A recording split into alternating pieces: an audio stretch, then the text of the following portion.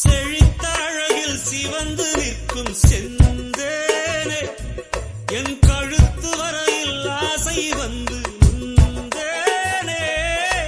வெறித்த கண்ணால் கண்கள் விழுங்கும் பெண்மானே உன் கனத்த கூந்தலில் காட்டுக்குள்ளே காணாமல் நான் போனேனே இருதயத்தினுள்ளே